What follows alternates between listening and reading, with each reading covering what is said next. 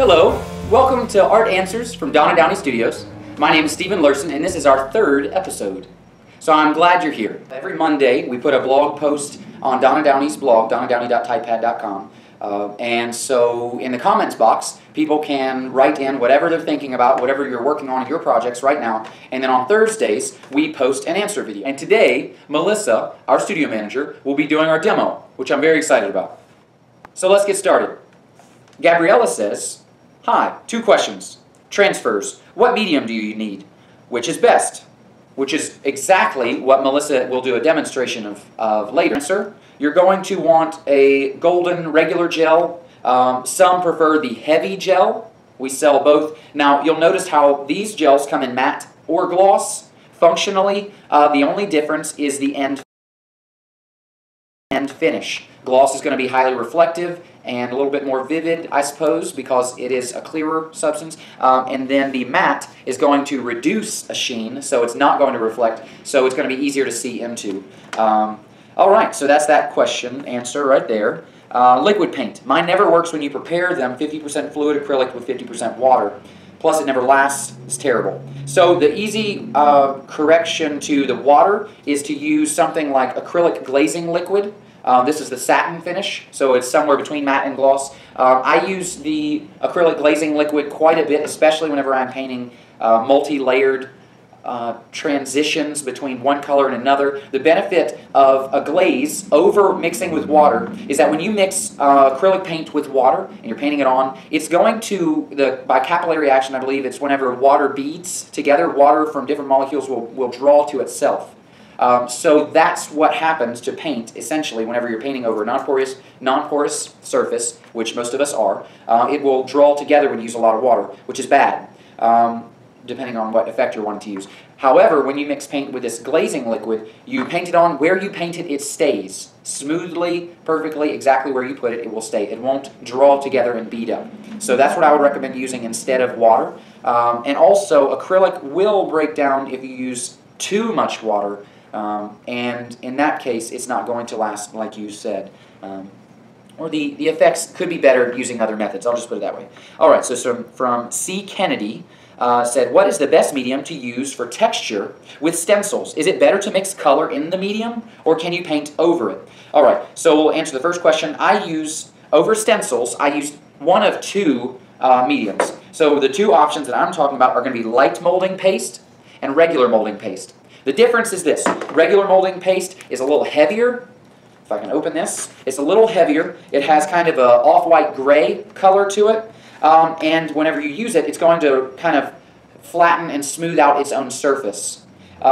Light molding paste is a bright white. It goes on like frosting, and it has more peaks and dips. It seems to be more fluffy and also more porous. So I use one of those 2. Oftentimes if I'm using a double-leveled stencil, like I know we sell some bird stencils, where the first silhouette is the complete silhouette, I would always use the regular molding paste on that first because it creates a flatter surface to do the second stencil on top of. And then with the second one, because I want a lot of fluffy body and texture, I'll use the light molding paste.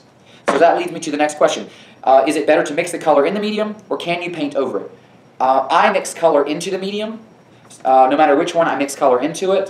That way it saves me time and energy. I don't have to paint back over it. But then the next question, can you paint over it? Of course, you can paint over it. So you could do both. Oftentimes, I do both. But certainly if you're wanting speed and efficiency, then mix some paint into the medium and then use a palette knife to put a swash over a stencil, peel it up, and it's already colored. So that's what I would do.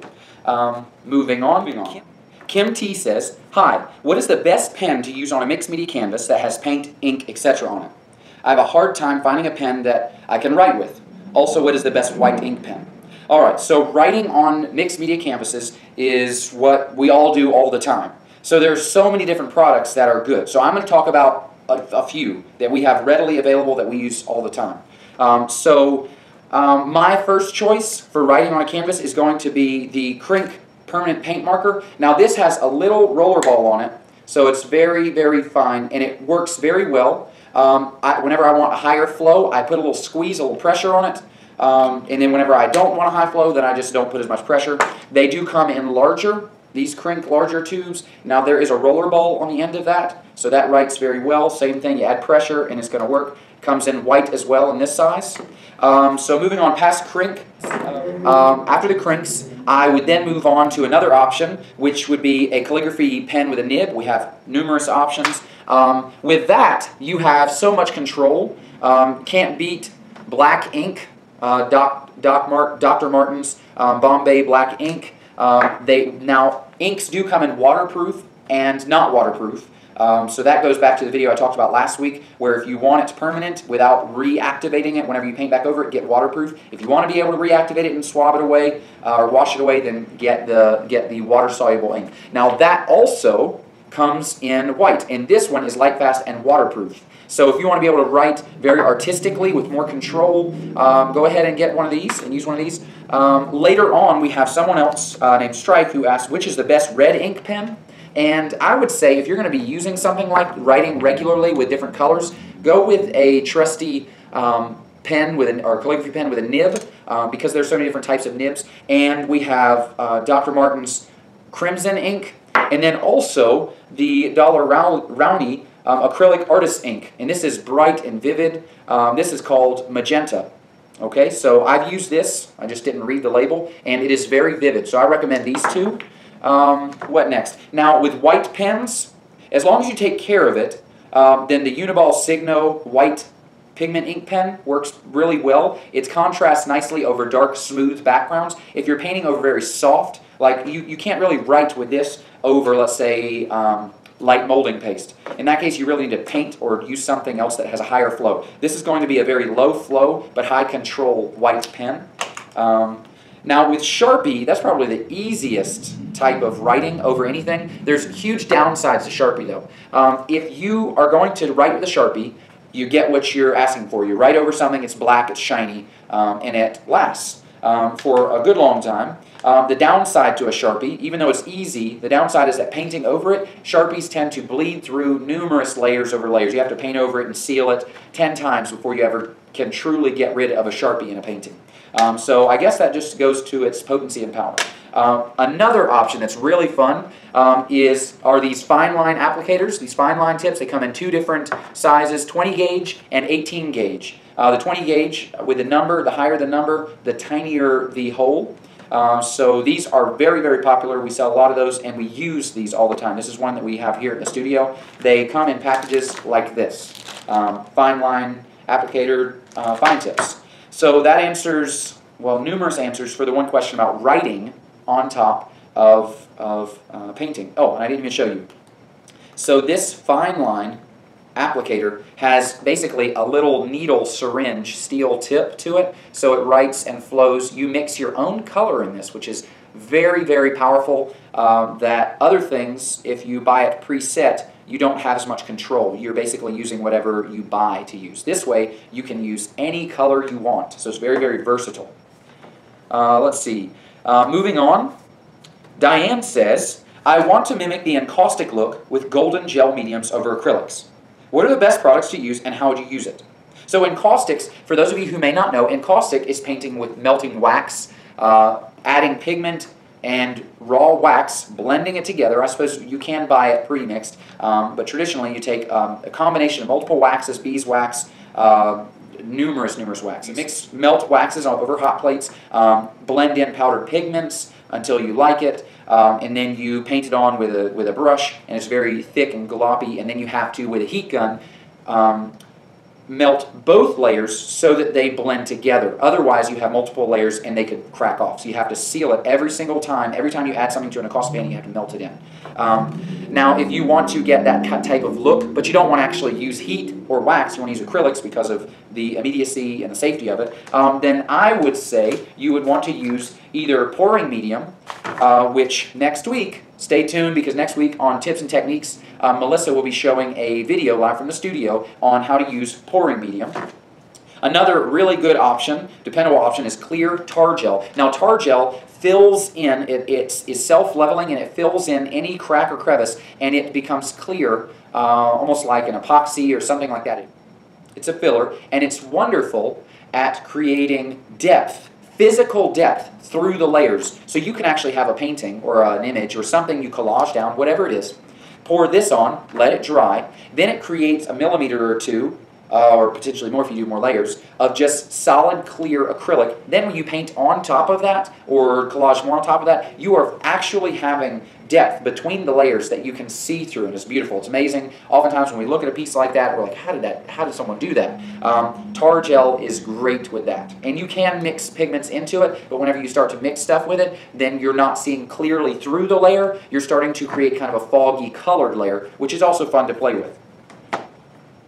So that answers many of those questions. I'll answer one more. Hi, Miriam says, I recently purchased a Liquitex pouring medium. Is there an equivalent product of the Golden Paints range of mediums? Thank you. Actually, this Liquitex Professional pouring medium is what we use here at the studio. So no complaints there. That's what we use. Thank you. Susan G said, what is the best way to paint water and make something look wet? So whenever you're trying to look wet, you have to think about all the highlights, all the reflections. That is the difference between a dry surface and a wet surface. So if you're painting something wet from a photograph, really focus on the shadows and the highlights and capture those. Highlights are oftentimes blinding to the camera, so it's just white. So adding all those little white highlights is how you're going to make it look really reflective and wet. Yeah. So we have more questions, but I think that is great. Thank you so much, and stay tuned for Melissa's demonstration of an image transfer onto a tag. So without any further ado, here is Melissa's demo. I'm going to apply a light layer of gel medium to my tag. I want to make sure I get it evenly spread from edge to edge.